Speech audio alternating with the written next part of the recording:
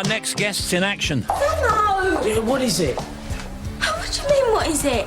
It's me. Yeah, I can see that, but I'm in a hurry. You always are. I'm meeting a mate, and I'm late as it is. Oh, yeah, and that's such a whole lot more important than talking to me. It's not, but we can talk any time. When? Tomorrow. Tomorrow or never, you mean? Watch it. Oh, Mr. King. I'm sorry, Faye. Here, let me. Look, you get the papers and I'll get the apples. Right. Thanks. Is this over?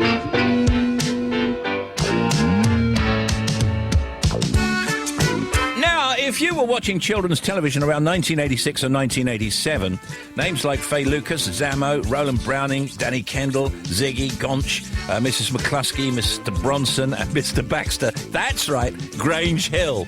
The 1985 Grange Hill Christmas special, along with series 9 and 10, which followed it, have just been released on DVD. And in there, you'll see Alison Valentine playing Faye Lucas and Lee MacDonald as Zammo Maguire. And we give you a round of applause. Thank you very much for both being on.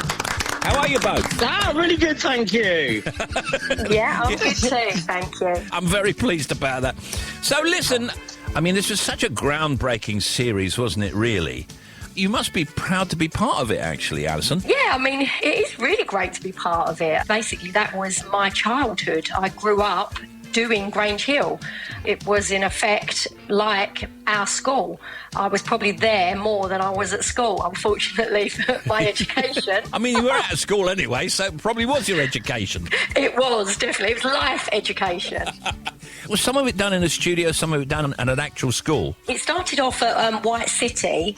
Then, as far as I know, the story goes, we were too naughty and it was moved to Elstree.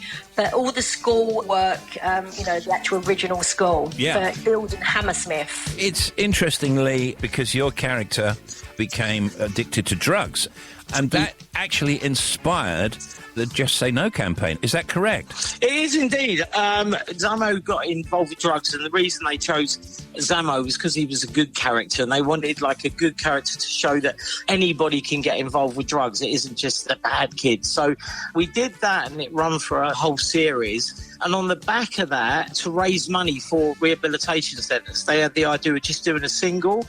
And it was manic for us because I can't sing anyway. So I was in the studio singing this record, and we would check the charts every week. Every Monday we would come and go, God, we're number 47 in the charts. And then it would go up with 36, with 15. All of a sudden we were number 5 in the charts, and we were like, wow, on top of the pops and everything. And then got a call to say, well, we'd like to go to the White House to give Nancy Reagan a copy of the Just Say No record and do some Just Say No campaigning in America, because it was Nancy's baby, the Just Say No campaign. Yeah. So, yeah, it was like manic. It was such a part of the zeitgeist at the time. When did you both realise that you were involved in something really special? Do you know what? I've got to be totally honest. I probably didn't. I probably only realise now.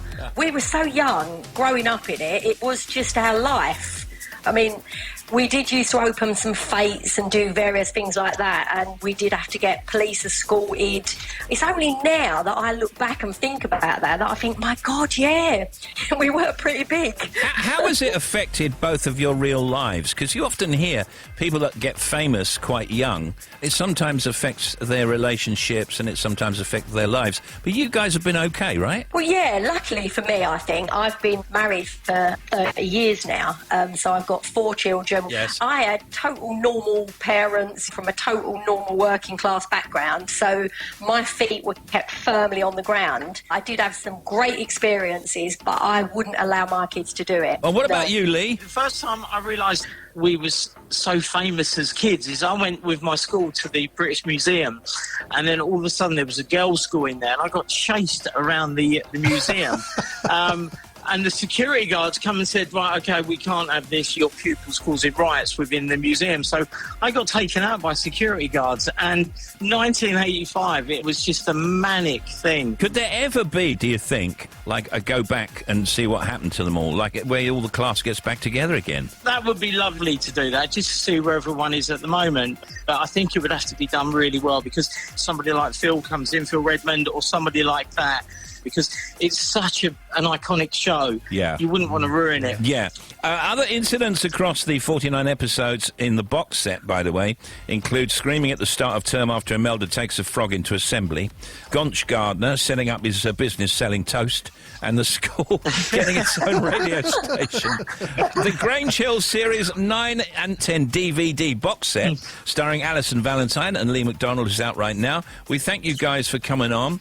Let's, as we go, listen to a couple of clips. Thanks very much, Alison and Lee. Thank you. Take care.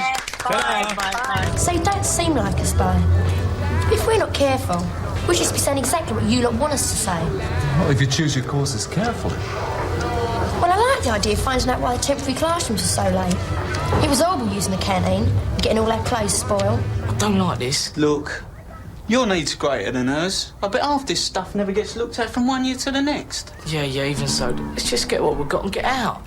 You've got to learn to take it easy. Be cool. I haven't finished my evaluation yet. Please be careful. I am, and I. I told you, there's nothing else.